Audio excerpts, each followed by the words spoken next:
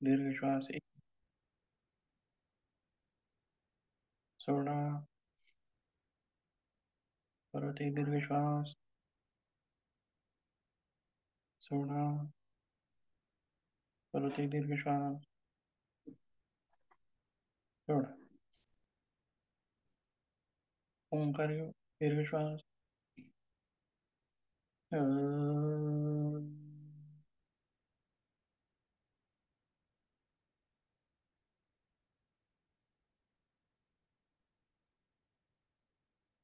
दीर्घ श्वास.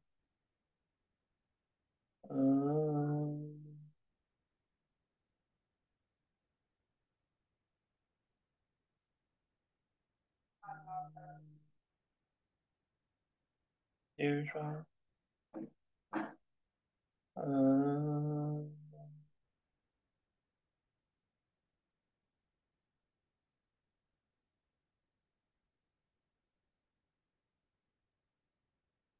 दोन्ही हाताचं लक्ष या लगदा शरीर डोळे उघडून.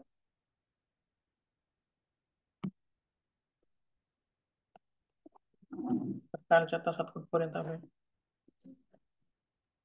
काल पचन संस्था झाली. झाली का व्हायची आहे? नाही, मला ते रेंज नसल्यामुळे माझा क्लास अर्धाच राहिला. ठीक आहे, चालते, हरकत नाही. पचन संस्था म्हणजे आपण अर्धी पाहिलेली होती, थोडी राहिलेली आहे आणखीन. पचन संस्थेमधला आपण कुठपर्यंत आलोय? जठराचा भाग संपलेला होता आणि जठराच्या नंतर आतड्यांचा भाग म्हणजे लहान आतड्यांचा भाग चालू होता आणि लहान आतड्यांचे परत 3 भाग पडतात. कोणकोणते? अद्यंत्र, मध्यंत्र आणि पश्चांत्र.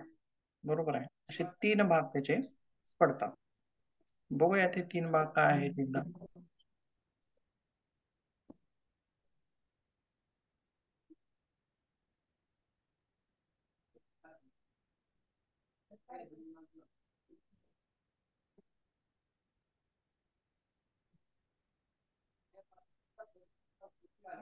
बघा, जठराच्या लगेच आता खाली नावं पण तशीच आहेत, एकाखाली एक आहेत बघा, समजतं आपल्याला. आणि अद्यंत्र जो भाग आहे, तो इथं थोडासा वेगळा दाखवला आहे, पण तो सी आकाराचा असतो. सी टाइप आकाराचा असतो आणि जठराच्या नंतर लगेचच असणारा भाग आणि सर्वात छोटा भाग, लहान आतड्यातील सर्वात छोटा भाग हा अद्यंत्राचा असतो. त्याच्यानंतर मध्यंत्र म्हणजे लहान आतड्यांचा मध्य भाग आणि त्याच्यानंतर शेषांत्र म्हणजे लहान आतड्याचा शेवटचा भाग. त्याच्यामध्ये आपण तिन्ही भाग आपण इथे बघू शकतो. तर नेमकं आद्यांत्राचा आकार कसा आहे बघूयात एकदा.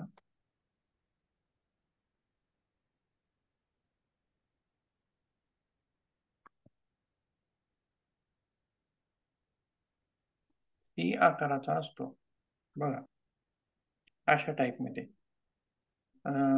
गोलाकार जो भाग आहे बघा, सी आकार झालाय म्हणजे पॅनक्रियाजला लागून जो कणसासारखा भाग आहे पॅनक्रियाचा, त्याला लगेचच असं गुंडाळून तो खाली सरकला. बरोबर आहे. त्याच्यामध्ये थोडंसं वेगळं दाखवलेलं आहे. त्याचा अद्यंत्राचा आकार जो आहे तो सी टाईप आहे. आणि सर्वात महत्वाची गोष्ट म्हणजे अद्यंत्रामध्ये आपण आताच पाहिलेल्या इमेजमध्ये बघा, अद्यंत्रामध्ये स्वादुपिंड, बरोबर आहे, आणि यकृत आणि एक मिनिट परत एकदा बघूयात. स्वादुपिंड, यकृत आणि पित्ताशय. हिरव्या कलरचा जो अवयव आहे तो पित्ताशय आहे आणि वर तांबूस करड्या कलरचा रंगाचा अवयव आहे तो लिव्हर, त्यालाच म्हणायचा आहे यकृत. आणि हा पिवळ्या कलरचा दुसरा जो अवयव आहे तो आहे पॅनक्रियास, यालाच काय म्हणायचं आहे? स्वादुपिंड. या तिन्ही अवयवामध्ये स्रवले जाणारे स्राव, जसे की आपल्या तोंडामध्ये लाळ स्रवली जाते कोणाद्वारे? लाळ ग्रंथींद्वारे.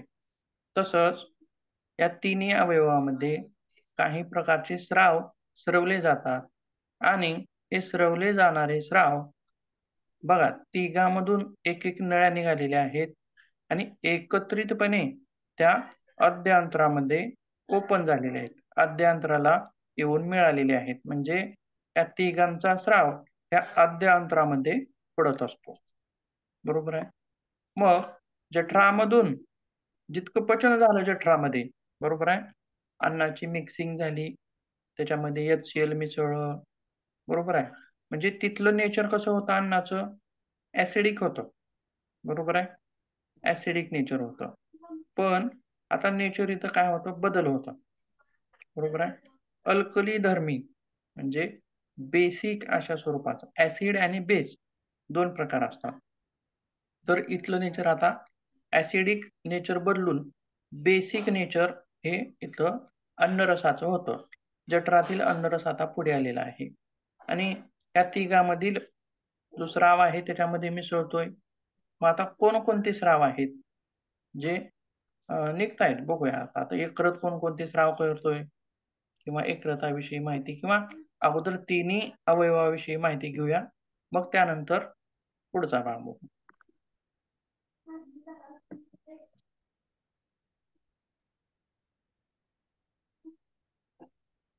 एक एक अवयव बघूया.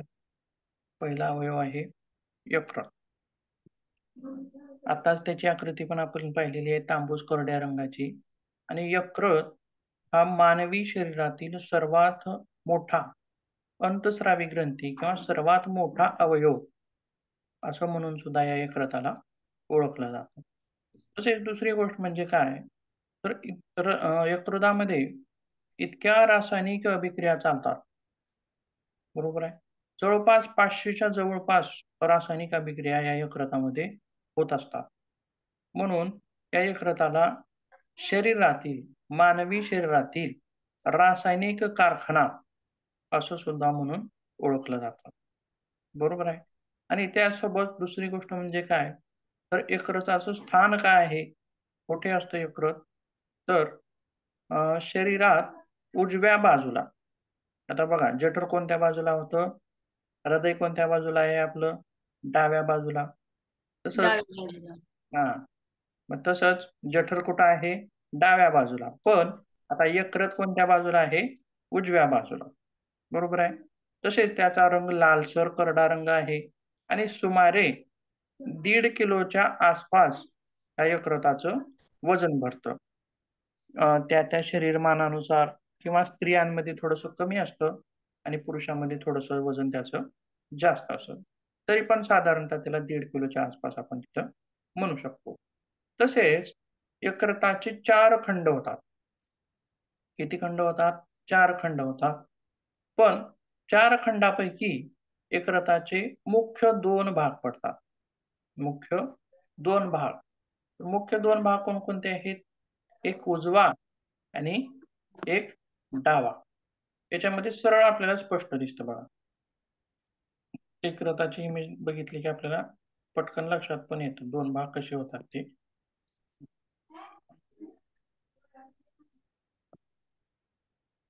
आता याच्यामध्ये बघा एक मध्ये रेष असल्यासारखी आहे बघा किंवा खाच असल्यासारखी आहे. दिसतंय?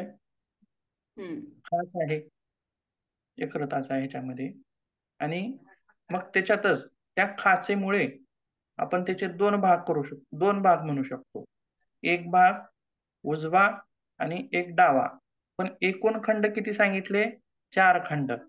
मग पुढचे उजवा आणि डावा हे 2 खंड आणि पाठीमागचे उजवा आणि डावा असे 2 खंड म्हणजे एकूण 4 खंड तिथं आपल्याला पाहायला मिळतात.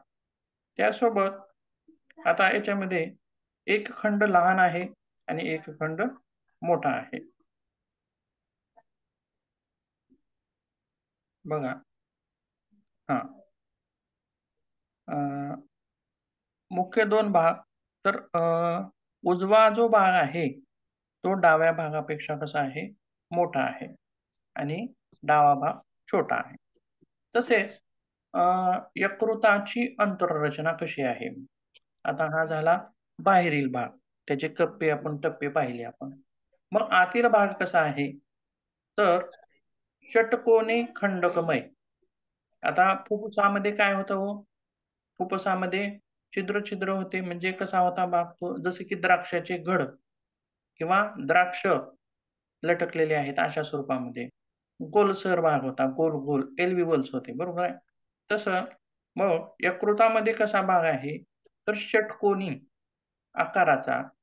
म्हणजे आपण थोडक्यात उदाहरण कशाचं सांगू शकतो, तर बघा, मधाच्या पोळ्यासारखं. मधाची पोळी आपण पाहिलेली असते, बरोबर आहे. किती बाजू असतात त्याला? षटबाजू, 6 बाजूंचा, आणि कप्पे, कप्पे, कप्पे, कप्पे, कप्पे असे असतात.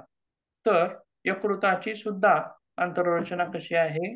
षटकोनी आकाराच्या कप्प्यांची बनलेली आहे. आणि अशा प्रकारचे कप्पे किती आहेत मग? तर जवळपास 50,000 ते 1,00,000 इतके कप्पे त्या यकृतामध्ये आपल्याला दिसून येतात. आता ही झाली यकृताची बाह्यरचना किंवा अंतररचना किंवा रंग, हे आपण सर्व पाहिलं. आता यकृताचं कार्य काय आहे? यकृत कार्य काय करतो? बरोबर आहे. आणि यकृताचा अ, पचन पचनामध्ये काय सहभाग आहे? यकृताची काय गरज आहे पचनामध्ये? बरोबर आहे. तर बघूया ते. तर पहिली गोष्ट म्हणजे अ, पित्त रसस्रवणे. आता पित्तरस जो आहे, तो कुठे स्रवला जातो? तर यकृतामध्ये स्रवला जातो. आणि हा पित्तरस कशा स्वरूपाचा आहे? आपण आताच मी म्हणल्याप्रमाणे अल्कलीधर्मी आहे. म्हणजे जठरामध्ये ॲसिडिक नेचर होतं, आणि अ, यकृतातील स्राव गेल्यामुळं आता इथलं नेचर कसं होणार आहे अन्नाचं, अन्नरसाचं, बेसिक म्हणजे अल्कलीधर्मी होणार आहे. आणि हे जे नेचर आहे, अल्कलीधर्मी जे नेचर आहे, ते पोषणासाठी पोषक नेचर आहे. पचनासाठी. पचनासाठी कसं नेचर आहे? पोषक नेचर आहे. आणि दुसरी गोष्ट म्हणजे काय?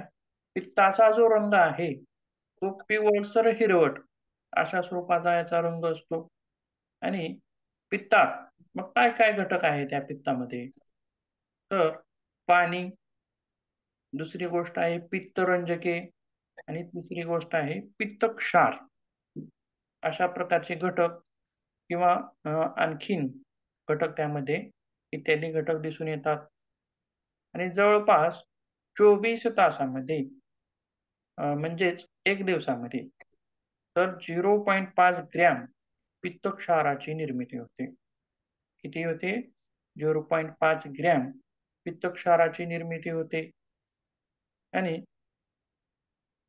आता हे पित्तक्षार जे आहे, तर काय मदत करतं? पित्तक्षार आपण अन्नामध्ये घेतलेले जे घटक आहेत, आता बघा, 2 प्रकारचे घटक आपल्याला पाहता येतील. एक घटक आहे पिष्टमय पदार्थ, आणि दुसरा घटक आहे स्निग्ध पदार्थ. आता स्निग्ध पदार्थामध्ये काय-काय येईल हो? दूध आहे. दूध कशामध्ये येईल? अ, बोला. बोलताय का कोण?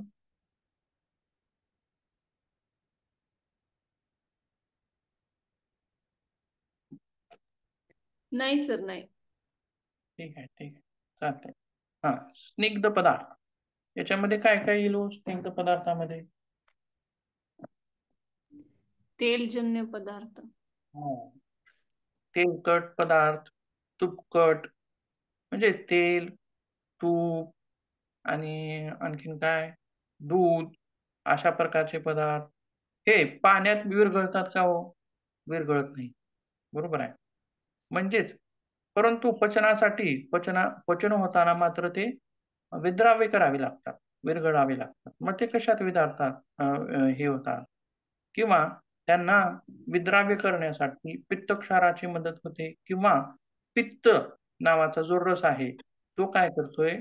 असे जे स्निग्ध पदार्थ आहेत किंवा मेद पदार्थ आहेत, म्हणजेच काय, मांसाहार वगैरे असेल, असे पदार्थ यांना विद्राव्य करण्याचं काम, यांचं विघटन करण्याचं काम हा पित्तरस आणि पित्तक्षार हे घटक तिथं करतात. आणि आणखीन एक दुसरं महत्त्वाचा घटक म्हणजे पित्तक्षार हे अन्नातील अन्न घटकातील जीवनसत्वाच्या शोषणास मदत करतात. आता ही काय आहेत? सर्व विकर आहेत. हे स्वतः पचन घडवत नाहीत, म्हणजे पचनासाठी मदत करत आहेत. आणि हे पित्तक्षार जे अन्नामध्ये व्हिटॅमिन सी, डी, ई, के असे वेगवेगळे जे व्हिटॅमिन्स असतात, ते शोषून घेण्यासाठी आपल्याला मदत करत असतात. मग हे सगळं झालं यकृताचंच. परत आणखीन एक दुसरं कार्य काय आहे? तर ग्लायकोजन साठवणे. आता ग्लायकोजन म्हणजे काय? कशाला म्हणता येईल? तर ग्लायकोजन हे ग्लुकोजचे दुसरं रूप आहे. ग्लुकोजचं काय आहे? दुसरं रूप. परंतु शरीरामध्ये ग्लायकोजनचा वापर इंधन म्हणून होत नाही. शरीरात ग्लुकोजचा वापर आपल्या शरीराला इंधन म्हणून ग्लुकोजचा वापर होतो. पण शरीरामध्ये जर अतिरिक्त ग्लुकोज झाला, शरीरामध्ये जर अतिरिक्त प्रमाणामध्ये ग्लुकोज झाला, तर त्याचं रूपांतर ग्लायकोजनमध्ये होतं किंवा केलं जातं. आणि हे कोणाकडून केलं जातं? तर यकृताकडून. आणि हा जो ग्लायकोजनचा भाग आहे, तो यकृतामध्ये साठवण्याचं सुद्धा कार्य केलं जातं. मग हा ग्लायकोजन कशाला उपयोगाला येतो मग? तर काय आणखीन कशासाठी? तर रक्तातील ग्लुकोजचं प्रमाण नियंत्रित ठेवणे. ही पण क्रिया घडू शकते. आणि दुसरी गोष्ट म्हणजे काय? ग्लायकोजनचा साठा कशासाठी आवश्यक आहे? जर समजा एखादी व्यक्ती किंवा अन्नाविना माणूस किती दिवस जगू शकतो? सांगा बरं. बरेच दिवस जगू शकतो अन्नाविना. बरेच दिवस जगू शकतो. थोडक्यात आपण समजा कोणी 8 दिवस जगेल, जस्ट त्याच्या कॅपॅसिटीनुसार. कोणी 10 दिवस जगेल, 20-21 दिवस. बरोबर आहे. तसं तर अन्नाविना 21 दिवस जगू शकतो असं म्हणतात. परंतु अन्न हे काय आहे? आपल्या शरीराचं इंधन आहे. त्याच्यातूनच आपल्याला सर्व घटक मिळत असतात. पण त्यावेळी आपल्याला समजा किंवा कधी-कधी काय होतं, आपण एखाद्या कामानिमित्त म्हणा किंवा कशानिमित्त म्हणा, बाहेर असलो, की जेवण वेळेवर मिळत नाही. बरोबर आहे. किंवा एखादा उपवास असेल, उपवासाच्या वेळी, बरोबर आहे, त्यावेळी म्हणजे ज्या वेळी आपल्याला अन्न भेटणार नाही किंवा भेटलं नाही, अशा वेळी मग ग्लुकोज आपल्याला कुठून भेटणार? तर त्यावेळी तर माणूस लगेचच मरत नाही. बरोबर आहे. अन्न भेटलं नाही म्हणून लगेचच मरतो का तो? नाही.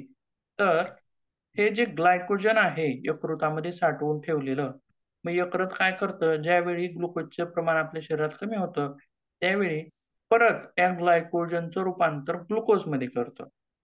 आणि ते ग्लुकोज आपल्याला तिथं वापरायला मिळतं. म्हणजे आपल्या शरीराचं इंधन आपल्याला परत मिळायला लागलं आणि परत आपलं शरीर कार्य करण्यास तयार असतं. बरोबर आहे. मग किंवा मेद आम्ले हे सुद्धा साठवून ठेवण्याचं कार्य कुणाचं आहे? यकृताचं आहे. बरोबर आहे. तसेच पुढे बघूयात आणखीन.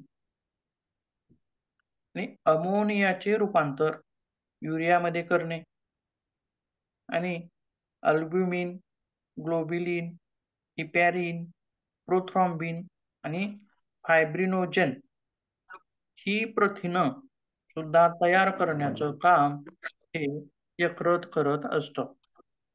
त्यासोबत तिसरी गोष्ट म्हणजे काय? तिसरी आणि महत्त्वाची रक्तपेशींची निर्मिती. तांबड्या रक्तपेशींची निर्मिती, आर-बी-सीज. आपण आणखीन एका ठिकाणी पाहिले बघा. आणखीन कुठं निर्मिती होते असं पाहिलं होतं हो? कोणत्या संस्थेमध्ये बघितलं होतं बघा पूर्वी पण? तांबड्या रक्तपेशींची निर्मिती होते, पांढऱ्या रक्तपेशींची निर्मिती होते. आठवतंय का?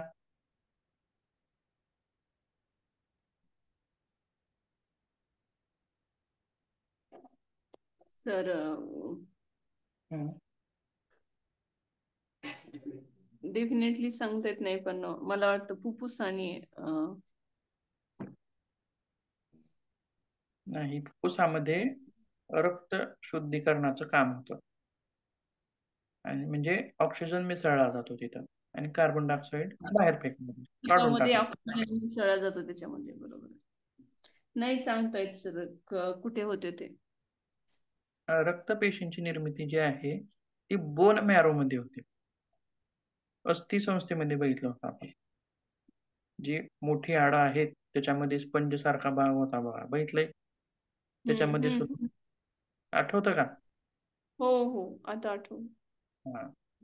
2 भाग होते. त्याच्यात लालसर एक भाग भाग होता, पिवळसर भाग होता आणि लालसर भागामध्ये लाल रक्तपेशी, पांढऱ्या रक्तपेशी, प्लाझ्मा अशा गोष्टींची निर्मिती होत होती.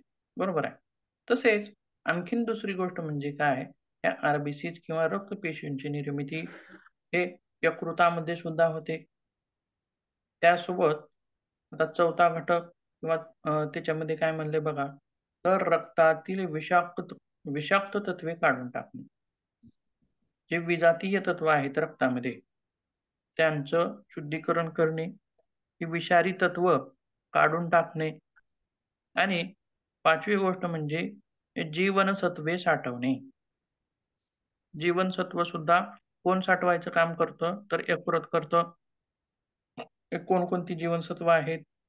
अ आहे, ड, ई, के, बी12 हे सर्व साठवून ठेवण्याचं कार्य सुद्धा यकृत करतं आणि अ चा साठा, अजीवनसत्वाचा साठा तर यकृत इतका करू शकतं, की वर्षभर पुरेल आपल्याला. आपल्याला वर्षभर पुरेल इतका जीवनसत्व अ चा साठा त्यानं साठवण्याची क्षमता असते. तसेच के असेल किंवा बी12 असेल, यांचा साठा यांचा पण साठा 5-6 महिन्यापर्यंत पुरेल इतका साठा साठवण्याची त्याच्यामध्ये क्षमता असते. तसेच मॅग्नेशियम असेल, झिंक असेल, तांबे असेल, लोह असेल म्हणजेच काय हे मिनरल्स आहेत. हं. मिनरल्स सुद्धा साठवून ठेवण्याचं कार्य हे यकृत करत असतं. बरोबर आहे. तर ही झाली यकृताची विविध कार्य किंवा यकृताचे वेगवेगळे कामं. बरोबर आहे. पित्तरस साठवणे, ग्लायकोजन म्हणजे ग्लुकोज साठवणे, ग्लायकोजनला ग्लुकोजमध्ये रूपांतरित करणे, अमोनियाला युरियात रूपांतरित करणे, रक्तपेशींची निर्मिती करणे, रक्तातील विषाक्त तत्वे काढून टाकणे, जीवनसत्वांचा साठा करणे, असे वेगवेगळे असंख्य कार्य या यकृताचे आहेत. मग या यकृताला विकार काय होतात? विकार पण होतात. जसे की आपण बरेच कावीळ, हं. अल्सर पण होऊ शकतो का सर? काय? कावीळ आणि अल्सर. दोन्हीमध्ये फरक आहे. अल्सर हा याला जठराला होतो. कालचा जो अवयव बघितला आपण काजूसारखा, हं, हं. बरोबर आहे. त्याच्यामध्ये ॲसिडिक नेचर असतं त्याचं आणि अ, अल्सर म्हणजे काय? तर आपल्या तोंडामध्ये बघा, तोंड आल्यास कसं होतं, चट्टी उठतात बघा. बरोबर आहे. तिथली त्वचा म्हणजे दुःख झाल्यासारखं थोडक्यात आपण दूर झाल्यासारखं म्हणूया आणि तसाच प्रकार तो जठरामध्ये होतो. जठराच्या मधल्या भागात तो तसा प्रकार दिसून येतो. त्याला म्हणायचा अल्सर. तर अल्सर हा कुणाचा विकार आहे मग? जठराचा. हां, जठराचा आणि कावीळ हा विकार जो आहे, तो यकृताचा आहे. बरोबर आहे? हं. हां. कावीळ किंवा आणखीन बरेचदा आपण ऐकलेलं असतं बघा, फॅटी लिव्हर बरोबर आहे. यकृतामध्ये चरबी जास्त जमा होणे. हा प्रकार हा प्रकार सुद्धा कुणाचा आहे? यकृताचा आहे. असे विविध यकृताचा कॅन्सर असेल, यकृतामध्ये गाठी निर्माण होणं किंवा असे वेगवेगळे विकार यकृताचे आपल्याला तिथं सांगता येतात. हा झाला यकृताचा भाग. आता दुसरा भाग आहे पित्तपिशवी. आपण आताच इमेजमध्ये पण पाहिलेली आहे. त्यालाच इंग्रजीमध्ये गॉल ब्लॅडर असं सुद्धा म्हणतात. आणि याचा आकार कसा आहे मग? तर याचा आकार तर त्याचा नाशपाती उच्चार सांगा ना इंग्लिश मधला, पित्त पिशवीचा. काय म्हणलात? पित्त पिशवीचा इंग्लिश मधून उच्चार काय होतो म्हणालात? Gall bladder. ग्लाबॅडर. हां. स्पेलिंग पण आहे ती पण लिहू शकता तुम्ही तिथं दिसत असेल तर. आणि यकृताला इंग्रजीमध्ये लिव्हर म्हणायचं. पित्तपेशवी हा आकार कसा आहे मग? नाशपाती फळासारखा. पाहिले का हो हे फळ कधी तुम्ही? कोणतं फळ म्हणालात? नाशपाती फळ असं? पाहिले का कधी? नाही पाहिलं. पाहिलं पण नाही, थोडंसं नाव पण वेगळं असं वाटतंय आपल्याला, बरोबर आहे.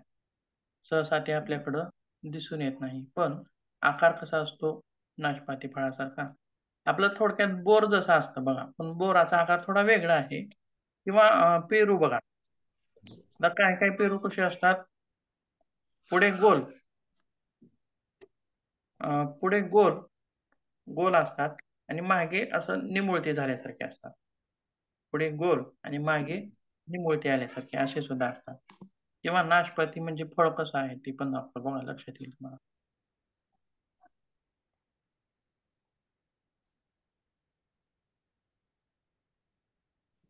अशा स्वरूपाचं ते फळ असतं. म्हणजे पुढे थोडासा मोठा भाग हम्म. गोलसर भाग आणि मागे ते निमुळता होत आलेला असतो. आणि कलर सुद्धा कसा आहे? हिरव्या रंगाचा आहे. आता तो अवयव पण बघूयात एकदा, म्हणजे परत तुम्हाला एकदा लक्षात येईल.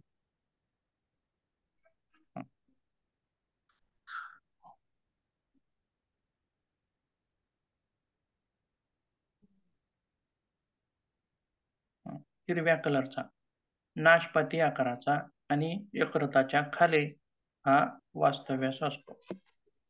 मग याचं कार्य काय आहे? तो कशासाठी उपयोगाला येतो? तर यकृत काय करतं? अविरत पित्ताची निर्मिती करतं. मग आपण जेवण केलेलं असेल किंवा नसेल, बरोबर आहे. अन्नपचनासाठी लाळ महत्वाची आहे, बरोबर आहे. मग ही जी लाळ आहे, आपण जेवण करताना पण तयार होत असते आणि जेवण न करताना पण तयार होत असते, बरोबर आहे. म्हणजे तसंच हे पित्त सुद्धा जेवण पचनासाठी उपयोगी आहे, पण ते जेवण केल्यानंतर पण चालूच असतं त्याचा स्राव आणि न केल्यास पण चालूच असतो.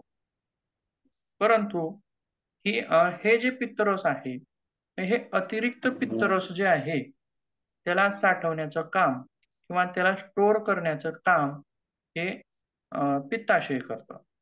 पित्ताशयामध्ये ते जमा होत असतं आणि पुन्हा ते घट्ट स्वरूपामध्ये सुद्धा साठवून ठेवण्याचं काम हे पित्ताशय करत असतं. आणि दुसरी गोष्ट म्हणजे काय? तर पित्ताशयाचा आजार काय सांगता येईल? तर जसं आपण किडनी स्टोन म्हणतो, मूतखडा. तो कुठं होत असतो? कोणत्या अवयवात होत असेल बरं? किडनीमध्ये होतो. बरोबर आहे. तर याच्यामध्ये सुद्धा गॉल ब्लॅडर स्टोन, पित्ताशयातील खडे असं आपण ऐकलेलं असेल बघा बरेच वेळेस. पित्ताशयात सुद्धा एक प्रकारचे खडे निर्माण होतात. बरोबर आहे. तर हा विकार हा पित्ताशयाशी संबंधित आहे. याचं जास्तीचं काही कार्य तिथं दिसून येत नाही. तर पित्त साठवून ठेवणं हे त्याचं मुख्य कार्य आहे. मग आता तिसरा अवयव कोणता राहिला आपला? तर स्वादुपिंड. बरोबर आहे. बघूया एक मिनिट. स्वादुपिंडाविषयी माहिती बघूया.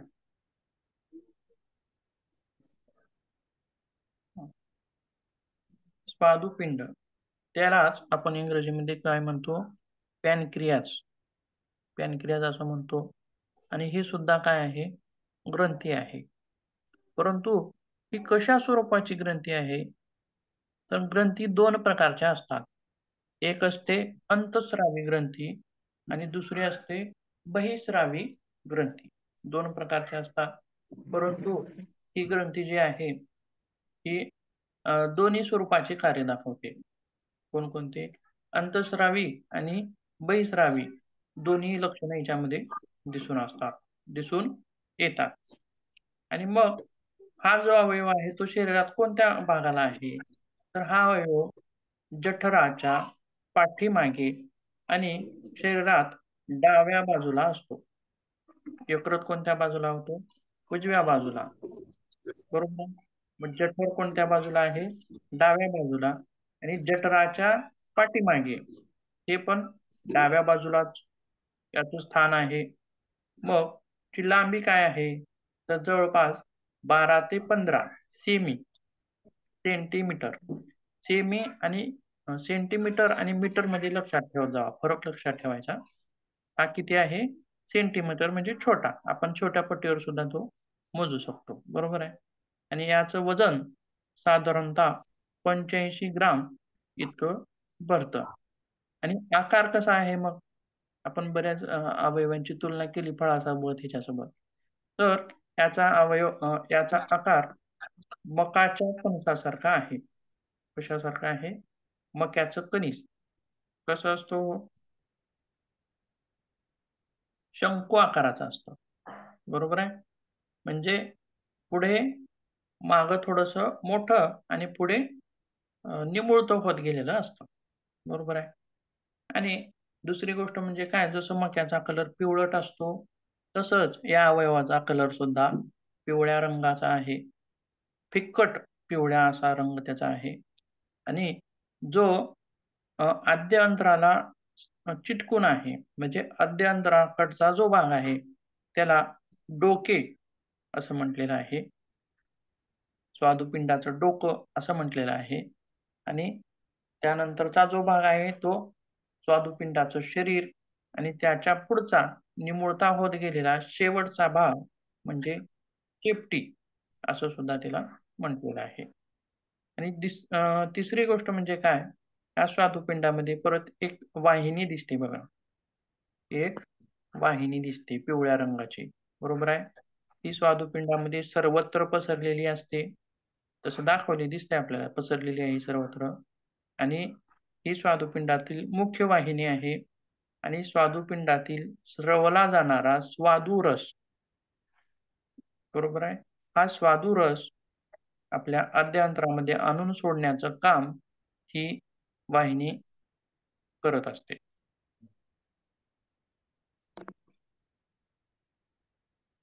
बघूयात परत माहिती. स्वादुपिंडामध्ये कोणकोणते रस स्रवले जातात? किंवा रंग वगैरे बघितला, पाहिला आपण, आकार पाहिला.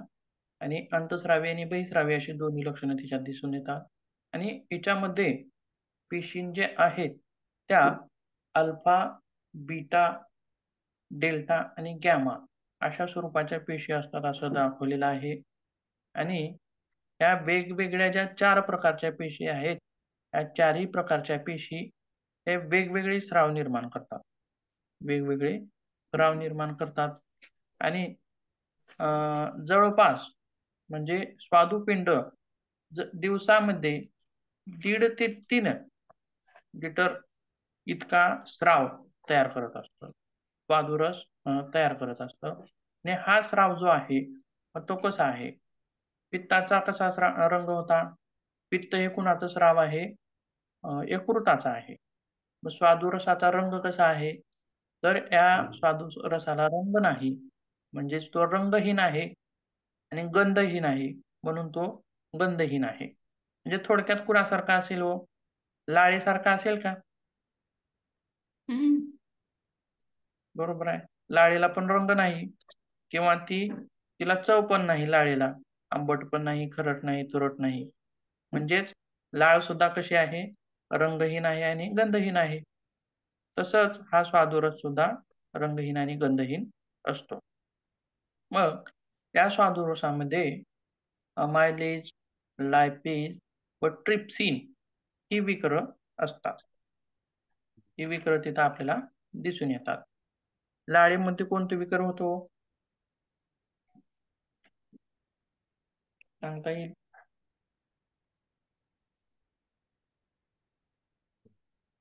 आठवतंय का? ही विकर काय आहेत? काय काम करतात विकर?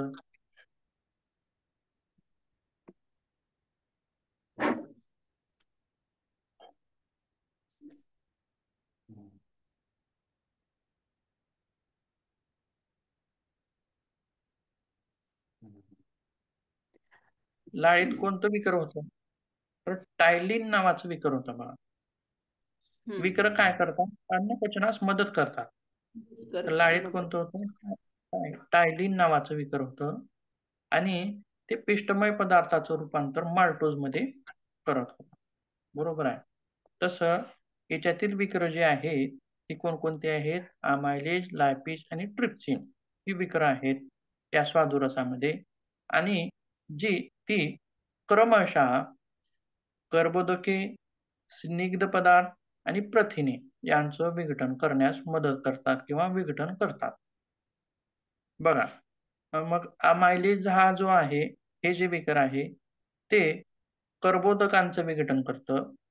लायपेज स्निग्ध पदार्थांचं विघटन करतं आणि ट्रिप्सिन हे प्रोटीन्स म्हणजे प्रथिनांचं विघटन करतं.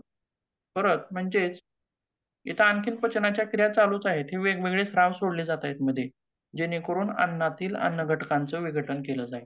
बरोबर आहे. आता हा झाला. त्याचसोबत पुढे बघूया आता. हा स्वादुपिंडाचा भाग इथं संपतो. आता किती अवयव बघितले आपण? 3. यकृत, स्वादुपिंड आणि पित्ताशय यांच्या एकत्रित नळ्या ह्या आद्यंत्रामध्ये उघडतात.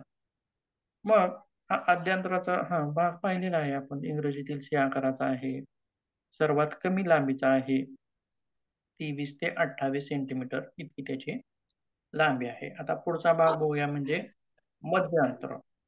मध्य अंत्र म्हणजे आद्य अंतराच्या नंतरचा पुढचा भाग.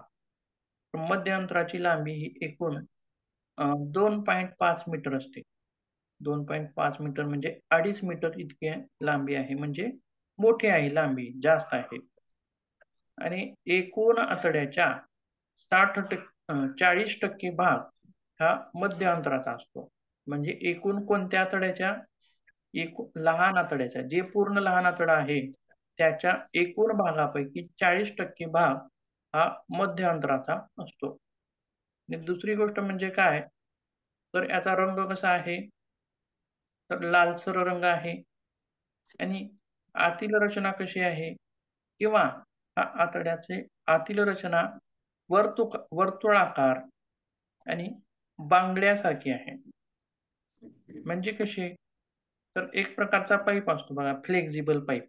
बघितलाय का तुम्ही? 2 प्रकारचे पाईप असतात. आपण रोज रेग्युलरमध्ये यूज करायचा, तो सपाट असतो, सरळ सपाट असतो. बरोबर आहे. आणि एक असतो फ्लेक्सिबल पाईप. त्याची रचना कशी असते?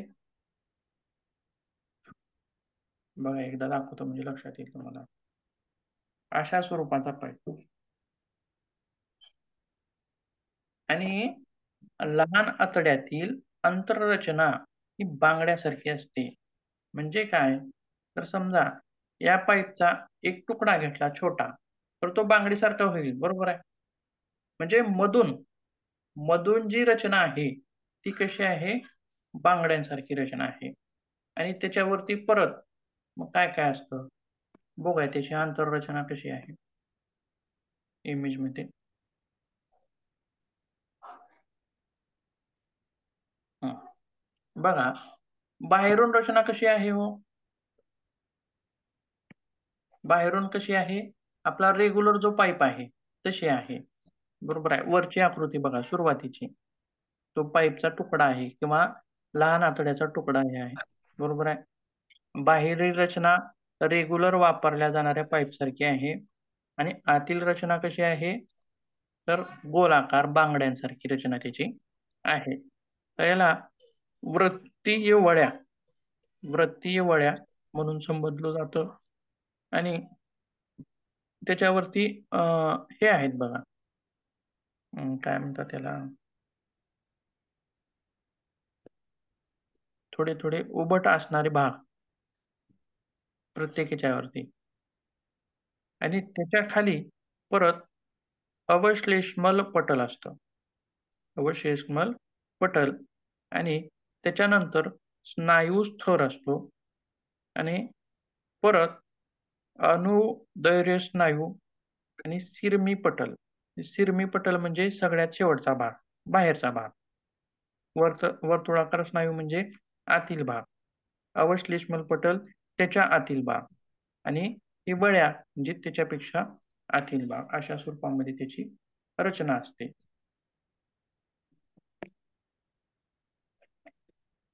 मग त्या लहान आतड्यामध्ये आता काय केलं जातं अन्नाचं?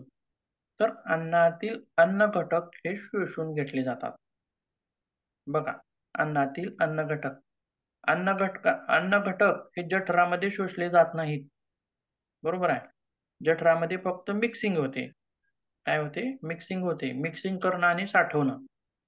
पुन्हा लहान आतड्यामध्ये, पहिल्या आतड्यामध्ये, अध्यंतरामध्ये सुद्धा पचनाची क्रिया आणि पुढे आल्यानंतर मग आता हे सर्व पचन घडलेलं आहे. मग त्यावेळी मात्र आता अन्नातील सर्व घटक जे आहे ते विघटित झालेले आहेत. वेगवेगळे झालेले आहेत.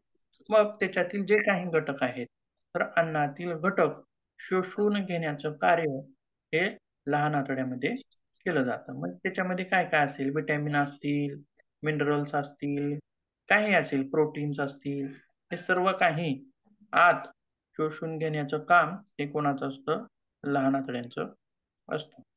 परत एक रचना बघूया.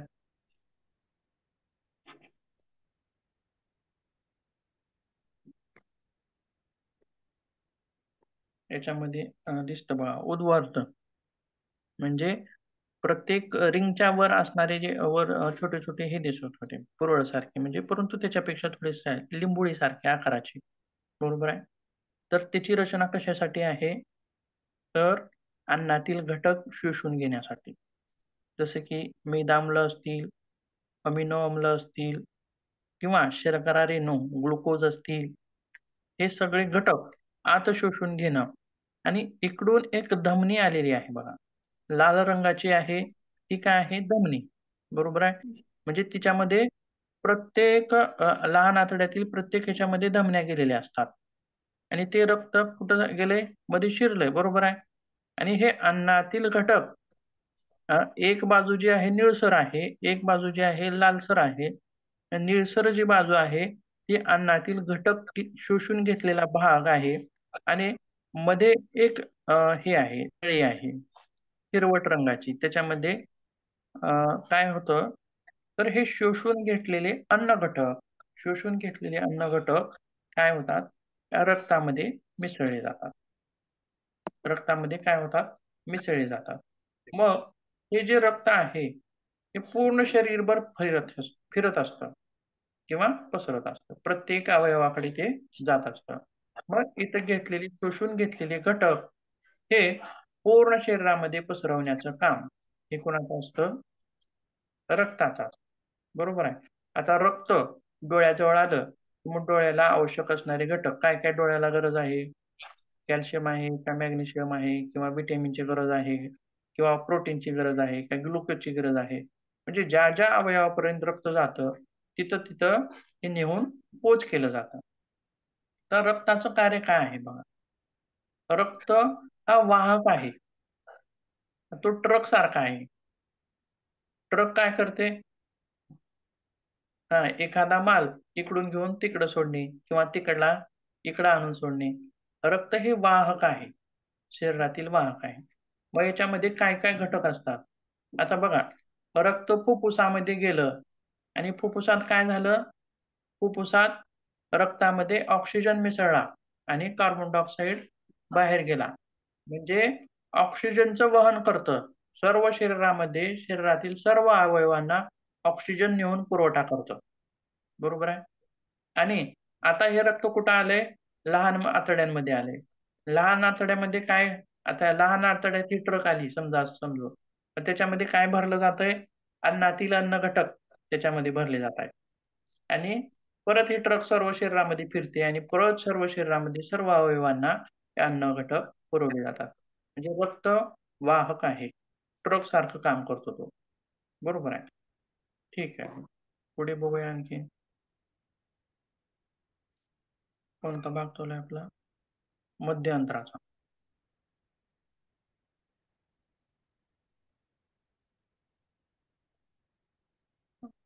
मध्य अंतर. याचा आकार, लांबी आणि किती टक्के भाग आहे हे आपण पाहिलं आता. रचना, अंतररचना कशी आहे ते पाहिलं. आता पश्च अंतर. पश्चांतरामध्ये काय काय आहे? तर पश्चांत्र हा लहान आतड्याचा शेवटचा भाग आहे आणि तो एकूण आतड्याच्या 60% आहे. एकूण लहान आतड्याच्या 60% भाग हा पश्चांतराचा आहे आणि या पश्चांतरामध्ये सुद्धा आता आणखीन इथं पचन पूर्ण झालेलं नाही बघा. लहान आतड्यामध्येच पचन पूर्ण झालेलं नाही. आणखीन पचनाची क्रिया थोडीशी राहिलेली आहे आणि ही पचनाची राहिलेली शेवटची क्रिया ही पश्चांतरामध्ये पार पाडली जाते. पश्चांतरात पूर्ण होते. पश्चांतरामध्ये सुद्धा जसे की यकृतामध्ये विकर स्रवली, तोंडामध्ये विकर स्रवली, स्वादुपिंडामध्ये विकर स्रवली, तसं ह्या पश्चांतरामध्ये सुद्धा विकर स्रवली जातात. मग ही कोणकोणती विकर स्रवली जातात? तर इरिप्सिन, इन्व्हर्टे इन्व्हर्टेजव आणि लायपेज ही अशी वेगवेगळी विकर पश्चांतरामध्ये स्रवली जातात आणि ते काय करतात? कोणाचा बदल कशामध्ये करतात? तर प्रथिने प्रथिनांचं रूपांतर अमिनो आम्लामध्ये करतात, शर्करेचं रूपांतर ग्लुकोजमध्ये करतात आणि ग्लुकोज किंवा फ्रुक्टोजमध्ये करतात आणि मेद आम्लांचं रूपांतर ग्लिसरॉलमध्ये करतात. आता बघा, अमिनो आम्ले किंवा ग्लुकोज, फ्रुक्टोज किंवा ग्लिसरॉल हे सर्व काय आहेत? हे अंतरिम रूप आहे. हे काय आहे? अन्न घटकातील पचनाचं शेवटचं रूप आणि अ, शोषण्यासाठी सगळ्यात सोपं रूप असं आहे आणि शेवटची क्रिया इथं काय होते? पार पडते, संपते म्हणजे पचन इथं संपतं. आणि दुसरी गोष्ट म्हणजे काय? व्हिटॅमिन B12 सारखे भाग सुद्धा या पचनामध्ये शोषून घेतले जातात. तर इथं आपला पचन संस्थेतील लहान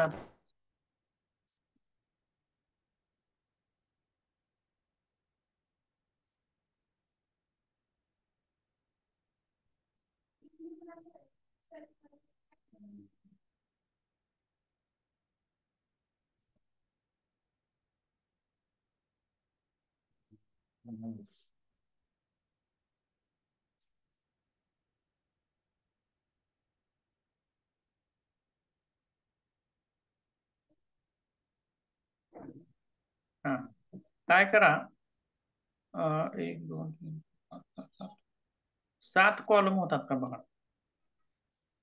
किंवा एका पुढे एक लिहा. पहिल्यांदा काय लिहा? अन्न मार्गाचा भाग. त्याच्यानंतर 2 नंबरला लिहा ग्रंथी.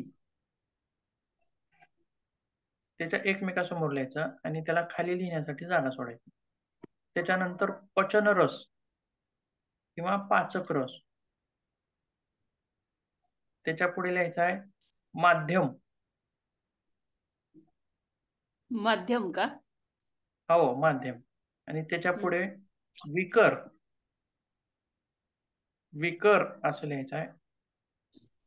आणि आणखीन त्याच्या पुढे खाद्यपदार्थ असं लिहायचं आहे. आणि शेवटी अंतिम रूप असं लिहायचं आहे. अंतिम रूप. किती झाले बघा? कॉलम किती झाले?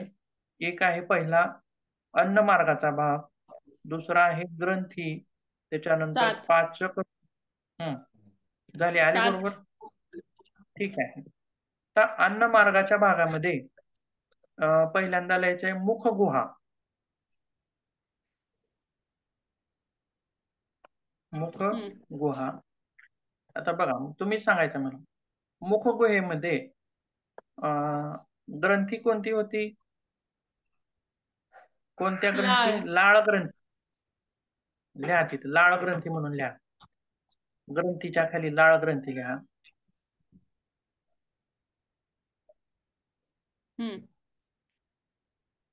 आणि पाचक रस लाळ, त्याच्यात पण लाळच लिहायचा आहे. आणि माध्यम जे आहे त्याच्या खाली लिहायचं आहे उदासीन. माध्यम काय आहे? उदासीन. म्हणजे काय? ऍसिडिक पण नाही. नेचर कसं आहे? ऍसिडिक पण नाही आणि बेसिक पण नाही, असं आहे. आणि विकर कोणकोणती होती मग त्याच्यामध्ये लाळेमध्ये कोणकोणती विकर होती? टायलिन एक होतं आणि अमायलेज एक होतं. दोन घ्या, टायलिन आणि अमायलेज. अमायलेजन का?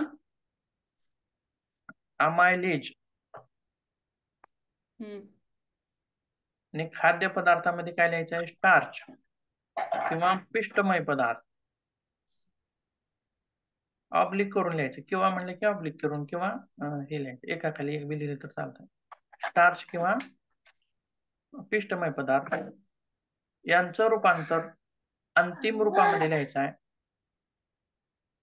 माल्टोज. माल्टोज ही काय आहे? शर्करा आहे. किती प्रकारच्या शर्करा असतात? माल्टोज, सुक्रोज, फ्रुक्टोज, ग्लुकोज, अशा वेगवेगळ्या शर्करा आहेत. पण लाळ मिसळल्यामुळं स्टारचं रूपांतर किंवा पिष्टमय पदार्थांचं रूपांतर माल्टोज मध्ये होत असतं. पूर्ण झालं का हे मुखवहा? आता त्याच्या खाली लिहा जठर. जठर हम्म. ग्रंथी कोणती आहे? कार्डियक असं लिहायचं आहे, कार्डियक.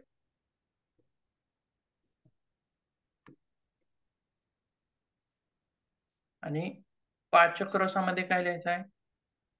कोणता रस होता जठर रसामध्ये?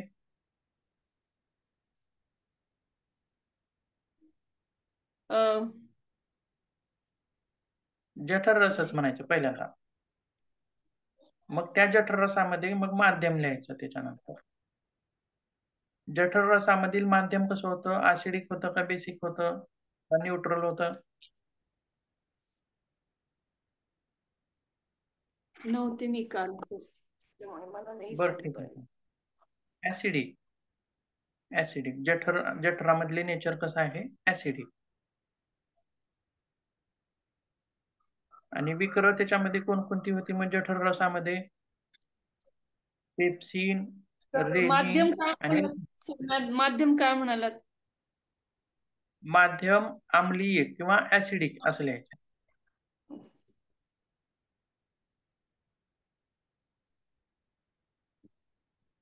हा. आणि विकराच्या खाली लिहायचं पेप्सिन, रेनिन आणि लायपेज.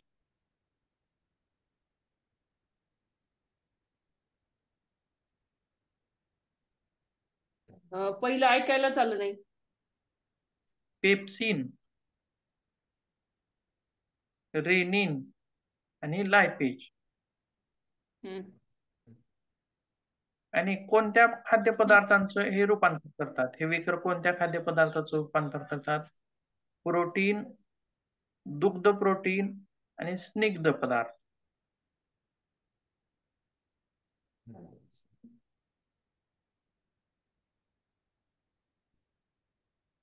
मग या तिन्ही घटकांचं अंतिम रूपांतर कशामध्ये करतात ते? तर पेप्टॉन्स, पॅराकेसिन आणि केसिन. अंतिम रूप पेप्टॉन्स, पॅराकेसिन आणि केसिन. हा झाला जठराचा भाग. आता त्याच्यानंतर खाली लिहायचा आहे अद्यंत्र.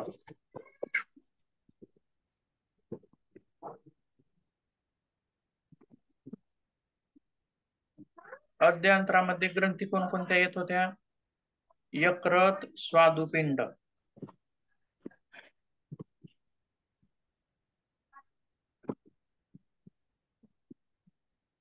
हम्म. आणि पचन रस कोणकोणते सोडले जात होते तिथं? पित्तरस आणि स्वादुरस. पित्तरस हा यकृतातून येत होता आणि स्वादुरस हा स्वादुपिंडातून येत होता. आणि माध्यम कसं आहे आता याचं नेचर? अल्कली. अल्कली म्हणजे बेसिक. इंग्रजीमध्ये त्याला बेसिक म्हणतात. मग यांच्यामध्ये विकर कोणकोणती होती? ट्रिप्सिन, अमायलेज, लायपेज आणि इन्व्हर्टेज. ट्रिप्सिन, अमायलेज, लायपेज आणि इन्व्हर्टेज अशी विकर त्याच्यामध्ये होती. आता खाद्यपदार्थ,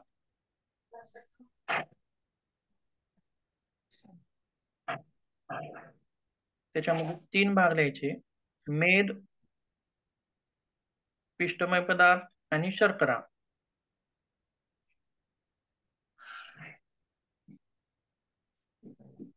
आणि त्याचं अंतिम रूप, मेदाचं अंतिम रूप अमिनो आम्ल, पिष्टमय पदार्थाचं अंतिम रूप स्टार्च किंवा माल्टोज. माल्टोज जरी लिहिलं तरी चालतं. आणि मेदाचं अंतिम रूप ग्लिसरॉल. मेद म्हणजेच ग्लीस काय थोडक्यात आपण त्याला ग्लिसरॉन ग्लिसरॉल. म्हणून ग्लिसलॉल ग्लिसरॉल. ल ग्लिसरॉन ल हा, ल शेवटी ल, ग्लिसरॉल ग्रीस असं. ग्लिसलॉल हा. अद्यंतराच्या नंतर आता खाली लिहायचं आहे लघु अंतर. आता लघु अंतरामध्ये दुसऱ्या अवयव सहभागी होत नव्हते, त्याच्या स्वतःमध्येच अंतर्ग्रंथी होती. ग्रंथीमध्ये काय लिहायचं आहे? अंतर्ग्रंथी. पाचक रसामध्ये लिहायचं आहे अंतररस.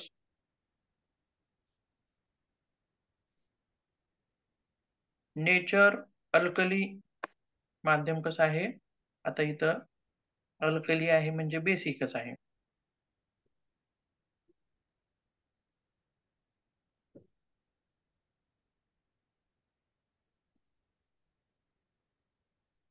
आता विकर लिहा: लायपेज, ट्रिप्सिन, माल्टोज आणि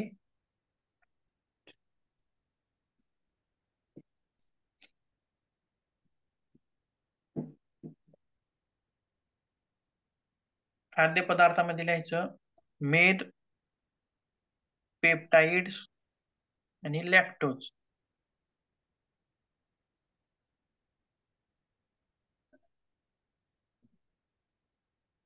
आणि अंतिम रूपामध्ये लिहायचं मेदाचं रूपांतर ग्लिसरॉल मध्ये, पेप्टाइड्सचं रूपांतर ग्लुकोज मध्ये आणि मेदाचं लॅक्टोजचं रूपांतर रूप ग्लिसरॉल मध्ये, ग्लिसरॉल. आणि हा. पेप्टाइड्सचं रूपांतर ग्लुकोज मध्ये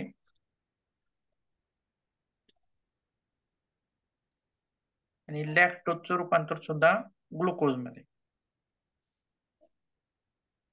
किंवा गॅलॅक्टोज. म्हणजे हे तक्ता पाहिलं की आपल्याला सर्व अन्न नलिका लक्षात येते. सर ते मुखगुहेमध्ये काय काय होतं, कोणते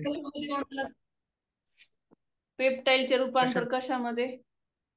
ग्लुकोज मध्येच. पेप्टाईल ग्लुकोज मध्ये. आणि लॅक्टोजचं पण ग्लुकोज मध्येच.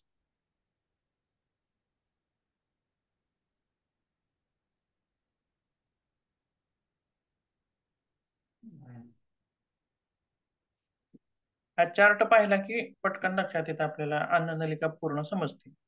कुठं कुठं कोणते रस रावत होते आणि कोणत्या अन्नाचं रूपांतर कोणत्या अन्नामध्ये होत होतं आणि तिथलं नेचर कसलं होतं, ऍसिडिक, बेसिक, न्यूट्रल, हे सर्व लक्षात येतं.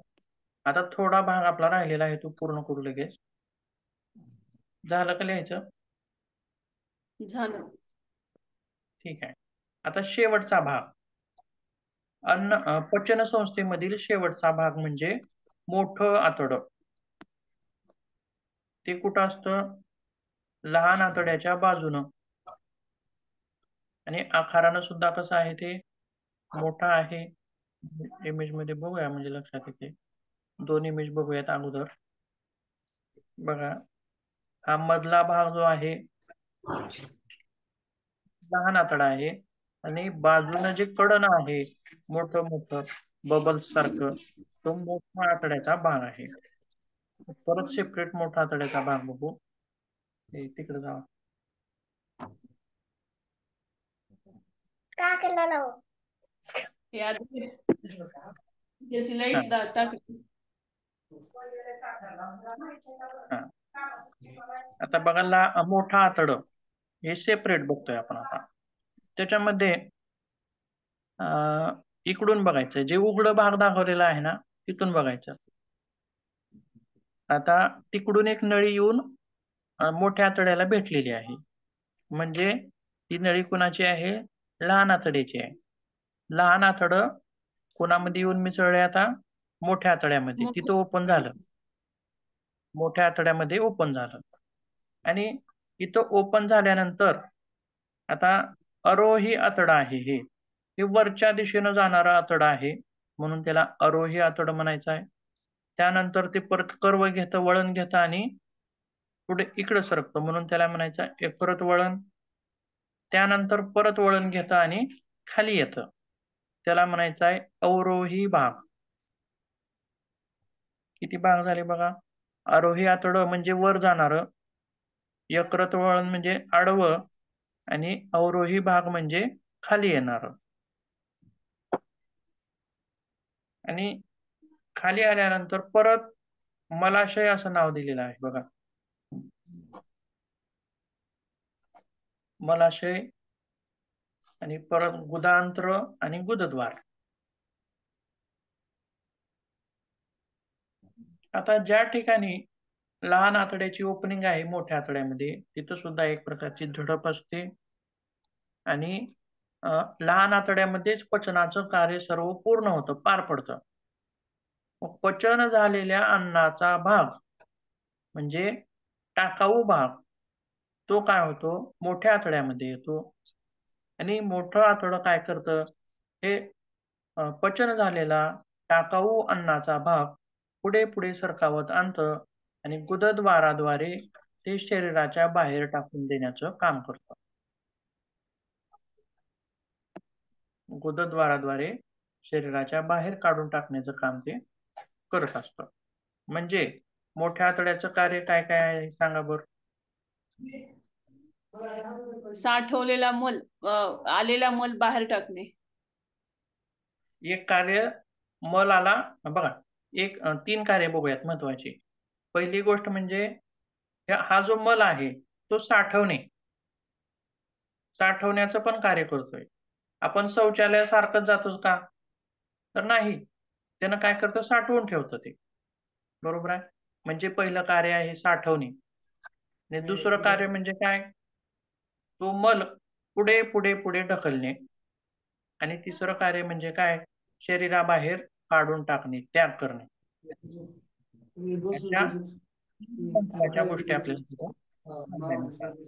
आणि मोठं आतडं आकाराने लहान आतड्यापेक्षा मोठं असतं.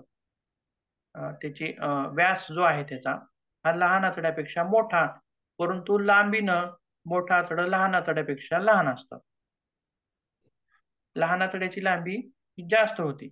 बरोबर आहे? मोठ्या आतड्याची लांबी कमी आहे, पण आकारानं ते कसं आहे? मोठं आहे. बरोबर आहे? त्यासोबत तर जवळपास 1.5 मीटर इतकी याची लांबी आहे. आणि आणखीन काय काय कार्य त्याच्यामध्ये केली जातात? तर पाणी शोषणे. आता बघा, हे अन्न जे मुखगुहेपासून चालू झालं, जठरामध्ये आल्यानंतर त्याचा अन्न रसच होता. पण मोठ्या आतड्यामध्ये आल्यानंतर त्या अन्नरसातील पाणी जे आहे ते शोषून घेतलं जातं आणि त्याचा लगदा बनवला जातो. अतिरिक्त जे पाणी आहे ते शोषून घेतलं जातं आणि त्याचा लगद्या स्वरूपामध्ये त्याला हे केलं जातं. म्हणजे बघा, मग याच्याशी संबंधित आजार काय आहे? तर डायरिया किंवा हगवण लागणे. बरोबर आहे? त्यावेळी कसं मलामध्ये पाण्याचं प्रमाण जास्त असतं बघा. म्हणजे काम कुणाचं बिघडलेलं आहे इथं? मोठ्या आतड्याचं. मोठ्या आतड्याचं काम बिघडलेलं आहे. मोठा आतडा काय करतंय? मधलं पाणी शोषून घेण्याचं काम करून नाही गेले. बरोबर आहे. त्याच्यामुळं हं. ते तसं घडतंय. हे पाणी शोषून घेतलं की मलाला घट्ट असं स्वरूप येतं. हे कार्य त्याचं आहे. ही 3-4 कार्य आपण त्याची पाहू शकतो. बरोबर आहे. अशा प्रकारे आपलं पचनसंस्था ही इथं पूर्ण होते. याच्यामध्ये काही अडचण असेल तर विचारू शकता.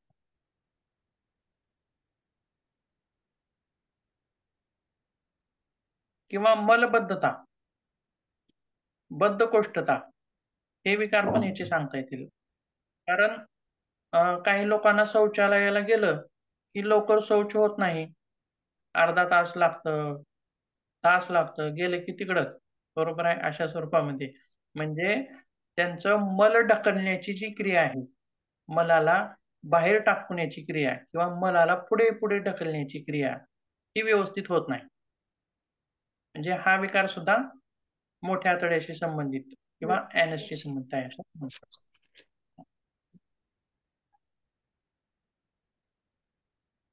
ठीक आहे. इथं मग काही अडचण असेल तर विचारू शकता. कुठं काही समजलं नसेल तर ते पण विचारू. नाही सर, अडचण काही नाही. समजले तुम्ही शिकवलेलं. ठीक आहे, ठीक आहे. थांबूयात आपण. नोट्स याच्या पाठवतो मी. गेल्या वेळेसच्या हो, पण नोट्स राहिल्यात वाटतं बहुतेक. हो. गे त्याही गेल्या वेळेसच्या पाठवा. हो, ठीक आहे. आज पाठवतो. थांबूयात मग. हो, प्रणाम.